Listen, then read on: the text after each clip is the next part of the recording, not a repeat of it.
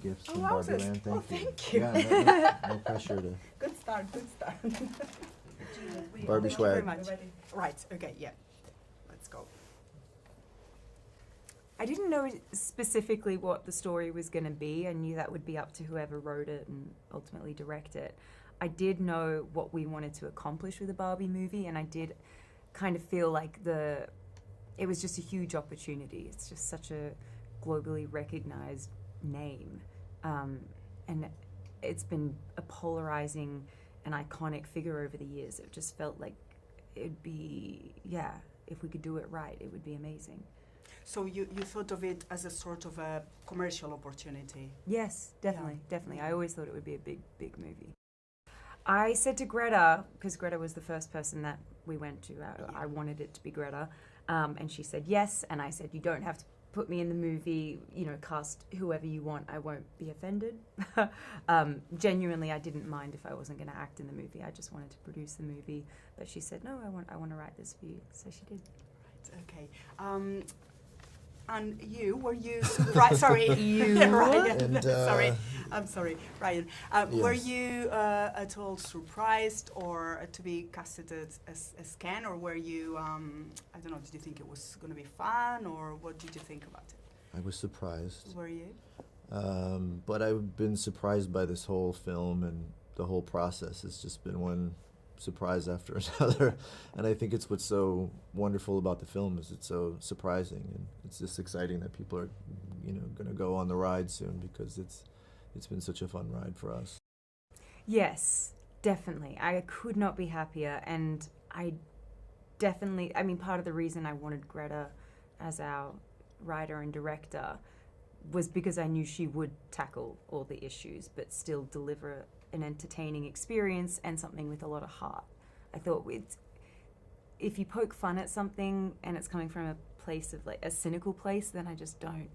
That just didn't feel like it was going to be right. Like ultimately, I wanted this experience, you know, to be joyful for audiences. But in her movies, she just there's so much emotion, and it always feels like it's coming from a very personal place and a very like loving place, even though it's hitting on some like hard and uncomfortable things. And that's exactly what I wanted for this. Definitely. I wasn't a huge Barbie fan. Not that I was like Barbie agnostic. I was kind of like, she's there, whatever. I didn't think too hard about it, but I have so much more appreciation for what they've achieved, what the brand has achieved. Honestly, when you think about, she was made in 1959, and there's still little kids who like Barbie now. I mean, that's pretty insane to have a toy have that kind of lasting popularity and to continually be important in cultural conversations for good and bad reasons. I mean, I find that really fascinating. Did you consider, or how does it feel to you that the movie, spectacular as it is, might be also sort of a huge advert for the doll? Is that something that you're comfortable with? Well, we never had to. We of course wanted Mattel to be supportive of the movie, but it wasn't contingent on their approval. So we never had to push a certain agenda, and you've seen the movie, so you know Mattel is a character in the movie, and in fact the people that we poke the most fun at are the Mattel CEO and the Mattel C-suite, and they were incredible to let us do that. I can't imagine any other huge corporation putting themselves out there like that. You know, we really do poke a lot of fun at them. It's coming from a place of love, but we point out a lot of things that they've worked very hard over the years to make people forget, and we put it all out there in the movie. I'm so grateful they let us do that, but I was also incredibly surprised they let us do that. Okay, fantastic. Well, thank you. Thank you. Thank you. Those are my favorites. Yeah, got them in tons of colors.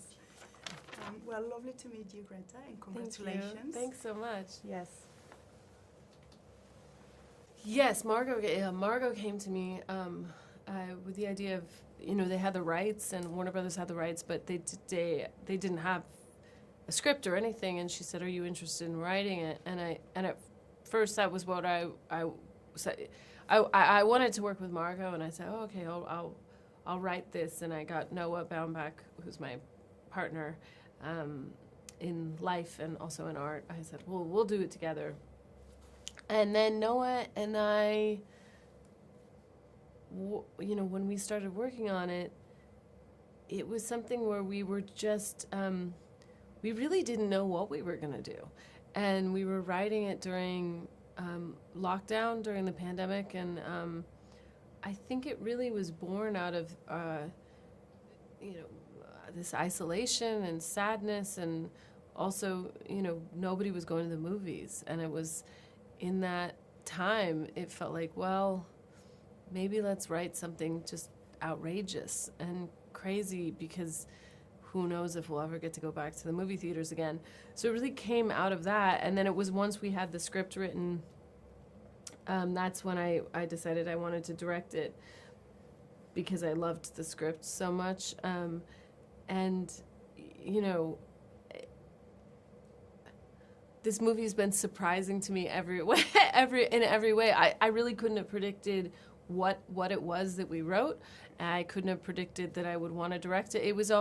It kind of all unfolded into each other, beat after beat. Yeah, I grew up with Barbie. I've always known who Barbie is. I think, she was invented in 1959, so I think after a certain point, it's almost impossible to grow up and not know who she is. So, but I had a mom who didn't like Barbie. My mom she was one of those moms who was like, I'm not so sure about this doll. So I had a lot of hand-me-down Barbies from girls in the neighborhood who would give me their dolls once they'd outgrown them. And, she finally relented on the Barbie front. But I think it wasn't where in a way, I don't think I didn't set out and say, like, I got to tell a Barbie story like this. It was more, as we started working on it and thinking about it, it was like, in a way, almost listing everything that made the movie impossible was where we were going to find the story. It's almost that instead of, sometimes it's actually a trick that I think Noah, I don't know if he learned it from Wes, but, Wes Anderson, because they're friends, but it's almost like sometimes the thing that feels like, well, that makes this movie absolutely undoable, it's like, probably that's where the answer is. Wes will always say,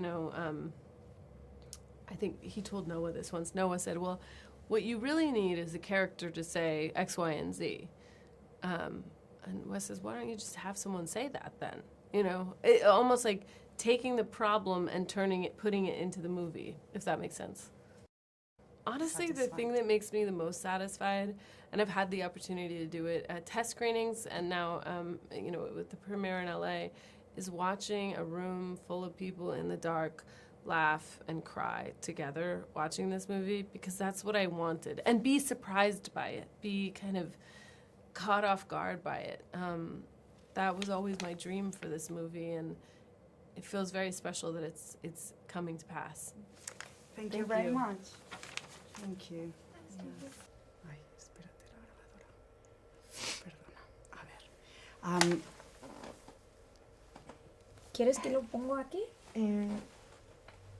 ¿Más acerca? No. Sí. Okay. Well, growing up, I never saw myself reflected in the Barbie world. It was just kind of out of reach. It was aspirational to a point that felt exclusive for someone like me. I was a daughter of an immigrant, brown, poor. Like, we couldn't afford Barbies, much less her convertible and her camper van and her dream house and all the other accessories you needed to play with Barbie. And I think she represented a standard of beauty and womanhood that I didn't see reflected in my home with my mother, my aunts, my sisters, and myself. And so it just wasn't something I saw myself in. What was the question? I totally forgot. No, you did answer it. Why was it a surprise for you to be selected for the role? And so it's part of what I find so exciting and moving about this movie, and also what's happened with Barbie, which is such a influential narrative globally, is that it has shifted and changed to include and represent more of us, and the fact that, and I believe that it's shifted and changed because we've shifted and changed, because the culture has shifted. And so I feel very touched that a narrative that I grew up not seeing myself in has expanded so that more young girls can see themselves in the very dominant narratives that surround them. It's just, all of it is so unexpected, and it's so, it's as layered and complicated as Margot and Greta are. It's just very multifaceted, and but more than anything, it's fun, and it's like a party that everyone's invited to. It's somehow not just a film. It's also kind of like an amusement park or something where there's